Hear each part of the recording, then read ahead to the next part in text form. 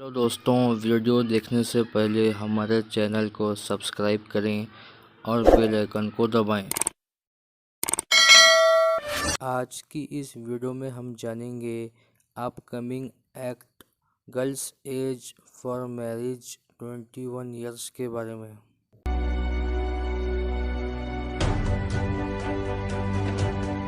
आप सभी लोगों ने तो न्यूज़ चैनल पे देखा ही होगा, आजकल एक मामला सरफेस में है।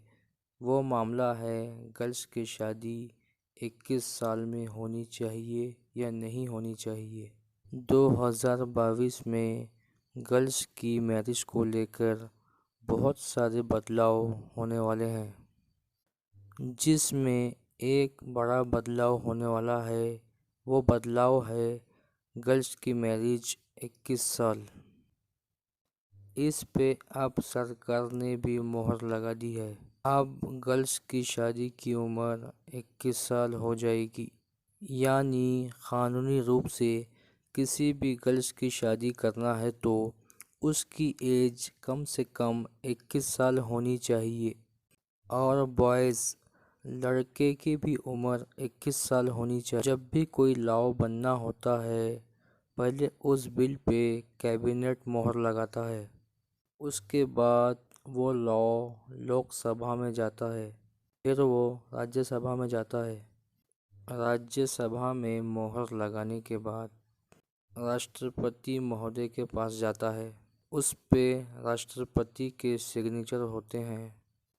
सिग्नेचर होने के बाद से वो देश में कानून की शक्ल ले लेता है, यानी एक्ट बन जाता है, देश का कानून बन जाता है। कल women and child of development की केंद्रीय मंत्री स्मृति ईरानी ने इस बिल के पक्ष में कुछ बात कही। 19वीं शताब्दी में लड़कियों की शादी की उम्र 10 वर्ष थी।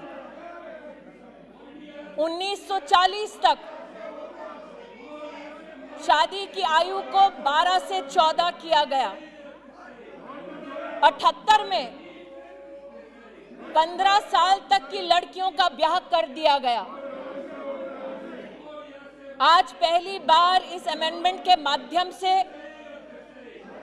महिला और पुरुष दोनों 21 साल की उम्र में समानता के अधिकार को देखते हुए शादी विवाह का अपना निर्णय ले सकते हैं। ये कहना कि अगर महिला शिक्षित नहीं है तो वो अपने अधिकारों का ना ज्ञान रख पाएगी, ना उन अधिकारों का इस्तेमाल कर पाएगी, देश की ग्रामीण अंचल की बहनों का इससे बड़ा अपमान इस सदन में नहीं हो सकता।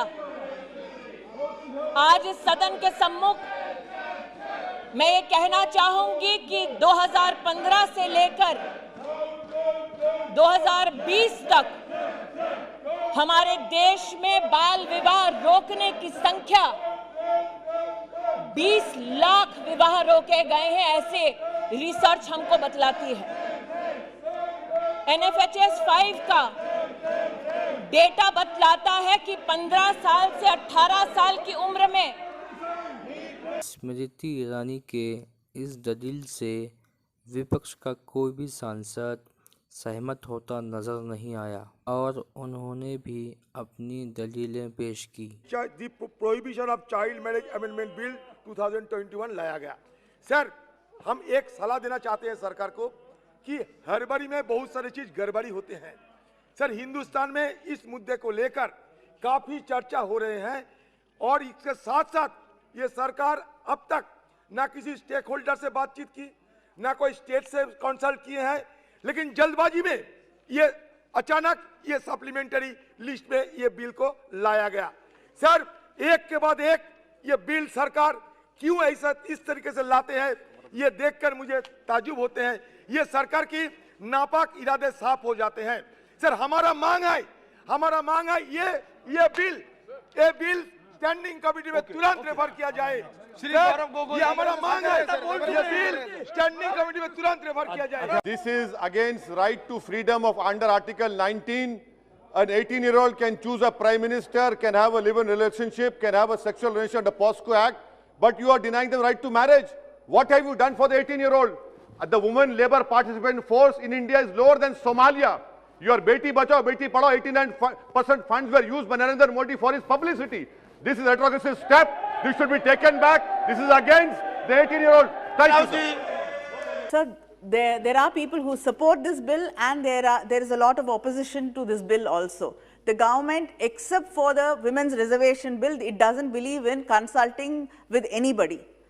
So I think it's very important that such an important bill has to be sent to the standing committee or the select committee, and they have to review it and ask for opinions in civil society and then bring the bill. Sir, this is the second or third time consecutively they aggressively bring in bills, and nobody from the opposition is consulted. Whatever is discussed in the Business Advisory Committee is never implemented on the floor of the House. So I first want to condemn this new practice this government is doing. They want a bill, the bill needs to be scrutinized, all stakeholders should be consulted, and then I think we must unanimously pass any reforms. If they are got to do with women, I think if you are trying to empower people, you must consult all stakeholders and you must send this for detail more discussions. सभी की एक राय थी इस bill को जल्दबाजी में पास ना किया जाए, लेकिन कपल्स के लिए अभी कोई परेशानी वाली बात नहीं है। हमारे देश में बहुत सारे पेरेंट्स अपनी बेटी की शादी तय करा चुके हैं और तय भी करा सकते हैं। जिन पेरेंट्स की बेटियों की उम्र 18 साल है या 18 साल से ज़्यादा है, वो भी अपनी बेटी की शादी करा सकते हैं। आने वाले दिनों में जब ये एक एक्ट बनकर सामने आएगा, क्योंकि एक्ट के बन जाने के बाद कोई भी पेरेंट्स अपनी बेटी की शादी 21 साल से कम की उम्र में कराएगा, उसे बाल विवाह माना जाएगा और ऐसा करने वाले को 2 साल की जेल और 1 लाख का जुर्माना तक हो सकता है।